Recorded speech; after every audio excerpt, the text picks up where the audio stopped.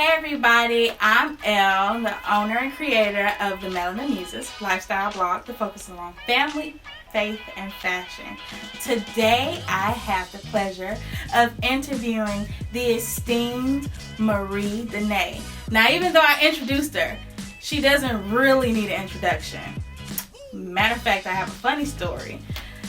And this is part of the reason why people introduce themselves. Because the very first time that I met Marie, and she may not remember this, I did not know who you were. You were actually having a conversation. It was at Lifestyle Honors, I think 2 years ago at the Mixer. Okay. And I think you were talking to Shayna of Out of the Corner, or Out of the Box? No, Out of the Corner in New York. Mm-hmm. And I was fangirling all over the place because it's like the first time that I was in a room full of all these influencers that I had met, well, seen on the internet, never met in person. So you know when you see people on the internet, it's like, oh, they exist, but they really don't exist because I've never seen them in person. And I was having all these fangirl moments. I think I even mistook Chardeline, is that how you pronounce her name? Chardeline for Garner Style. I mixed them up. And that was embarrassing. But when I met you, I was fanning over Shayna, and you were like, oh, hi, I'm Marie. And I was like, oh, hey, are you a blogger? And you was like, yeah, I'm the Curvy Fashionista. But you were always so polite. And it's so funny because since then, we've been inside the same spaces on and off throughout this whole journey that I've taken since I've jumped back in fashion. And I think maybe last year you might have probably figured out who I was then because you actually spoke at our event, the Fluffy Girl Tribe event. I knew who you were before you asked me. Really? Mm-hmm. Oh my God. Y'all don't make me fangirl on the camera. I knew who you were because your stuff walked in the Maui show. It did. Oh, it did. And I didn't think she was paying attention. Aww. But this is Marie Dunee, the Curvy Fashionista. So, now that I know that you've seen me for a very long time, longer than I gave you credit for, tell us, or tell everyone else that is not a fan of yours, does not know who you are as the Curvy Fashionista, a little bit more about yourself and how you became the muse that you are today. I'm a muse? Yes, you are a muse. Fancy. It's an okra. Okay. So the Curvy Fashionista is 10 years old. I started maybe a couple of months after Gabby Fresh. I started the site as where you could find fashion, what designers were doing stuff, who was doing it, what influencers, what people to know, very like a news fashion kind of mix. I sometimes did pictures of myself, but my focus was more about the platform for the community and for the industry. That's why folks don't really know who I am, because I'm not that outfit blogger. Mm-hmm. And so for the longest time, even when I would do Instagram, I would be real like corny and just like very like nonchalant about things. Mm-hmm. And I think over the past couple of years, I've been challenged to be more present. Mm-hmm. To show my face more. I noticed this year, like, you were really, like, doing more photo shoots. You've been featured a few different times on large platforms. Like, was it the Atlanta Journal? Or last year? Mm-hmm. Yeah, last year, like, that put you out there. But this year, even on your own personal platforms, like, you literally are like, I'm Marie Dunee. Yes, I'm the Curvy Fashionista, but I'm Marie. Right, and I try to make it a point to distinguish between the two. So I am Marie Dunee. I'm the creator of the Curvy Fashionista, where the Curvy Fashionista is now a digital platform. So it's not me, it's the platform. So it's like a community where you can aspire to be a Curvy Fashionista, and I give you all the tools, the info, the inside information to help you feel and to kind of do what you want to make it happen. So it's funny because I'm horrible at promoting myself. I'm horrible. And, for 2017, I got the honor in 2018. I was part of the Route 100. The 100 most influential African Americans. That is, the Route. That's really big. Girl, I'm trying to be like you when I grow up. But, it's hard because, like, kind of growing up in in the Black household, you know, don't get too big for your britches, you know, and it's hard for had been a challenge for me to be like, yo, like I'm doing this and this is what I've been doing.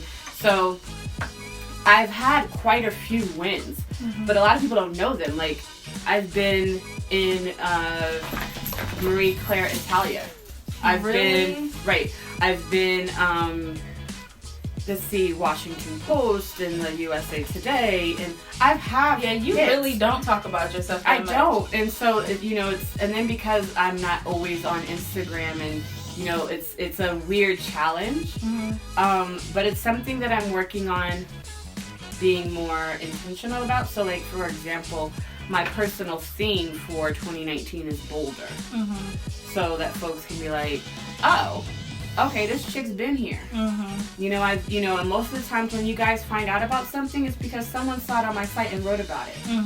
So, you know, there's a lot of times, like even when Eloquie's Muse, I was the first platform to write about it. I wasn't the biggest. Bloomberg and all these other sites like eclipsed, but I was the first one writing about our news within the plus industry. But you know, I don't always get. You don't get the credit where credit is due necessarily 24/7. Sometimes. And you know, but for me, I look at it as like, I just gotta work harder. Like, if someone doesn't recognize me, I don't get offended. I'm like, oh, that means I've got a lot more work to do. Yeah, you are literally like the most humble influencer I have ever met. And I remember, asking you, like, do you know what people are saying about you? Do you know your own reputation? And out of all of the people that I've ever had the opportunity to ask people, like you literally were oblivious as to what people would say about you. But you have literally the most positive reputation among influencers across the board within most people that have worked with you. And that is such a really big thing, because we know that as entrepreneurs, you're growing, you're changing, your reputation can go way before you. So a lot of people will ask questions, well, have you worked with this person before? Have you done this with this person? And whatever. So that's really, like, to me, like, that means more than everything else. And I think that will continue to open up more doors. And it's probably a lot more people that know who you are. They just don't act like they do. I mean, and quite honestly, it's really not even about that. It's about like operating in my purpose and respecting my gifts. And so for me, like what a lot of people even, you know, I think probably 3 years ago is when I really started opening up a little bit more. Especially because I had a breakdown. I literally completely fell the fuck apart. I was dealing with high functioning depression and anxiety. What is high functioning depression? High functioning depression is I could sit here and look you square in the face and tell you, oh, I'm good. But on the inside, I'm literally falling apart. It's perfecting the mask. Yeah, okay. And I know a few people that are like that. And, you know, I fell apart. I had a whole breakdown. And my cousin was like, cousin, I think you're depressed. And I was like, I think you're right. I went and found a therapist. I have a black therapist, Root. She's like a reverend. She's a womanist. A womanister? Like a feminist, but not a feminist. Womanism is about black women, black feminism. Because traditional feminism kind of erases the black women's contribution and certain nuances that are specific to black women. And she's a reverend.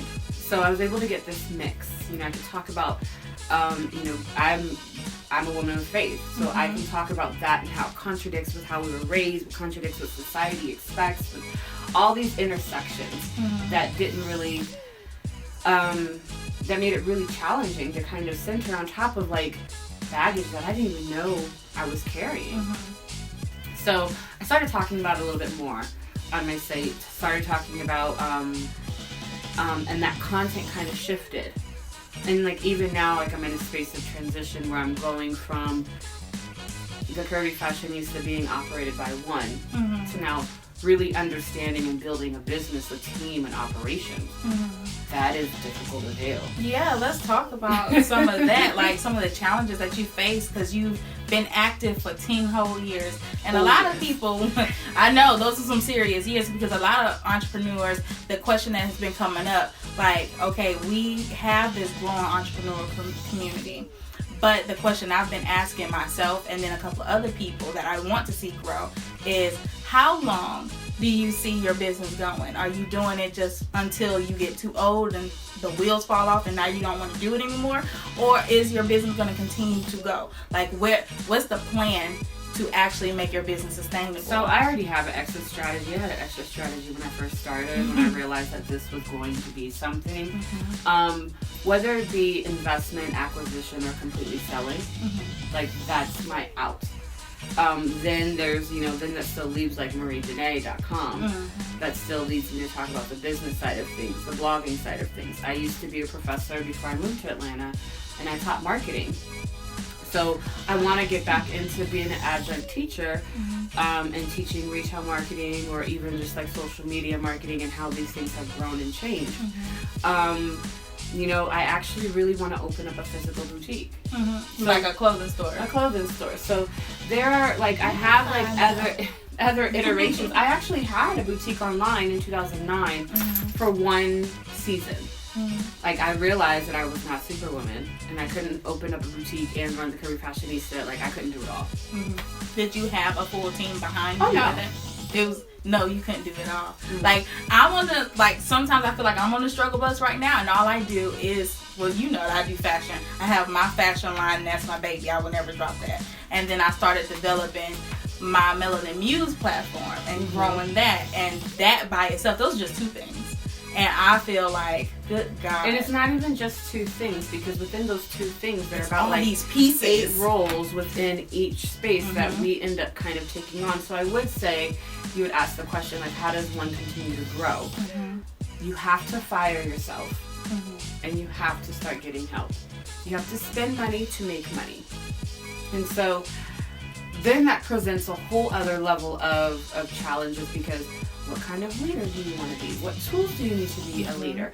What's your culture that you want to have? Like, then you have like this whole other level of things, and then it's like, well, how do I streamline my income or revenue to make sure I can pay for these bills with these people who are here? Yes. And or are these people that I'm bringing on directly impacting the revenue stream positively? So I have to look at like so many different things. It's a lot of different things. And it's like, you want to hire someone, but it's like, I can't just hire you because I like you. Yeah.